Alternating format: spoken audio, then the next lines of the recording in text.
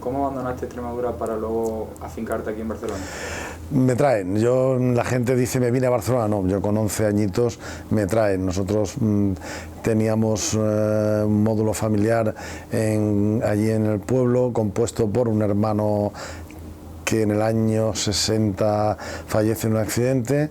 Yo soy el cuarto hermano y me llevo 17 años con la hermana que me precede.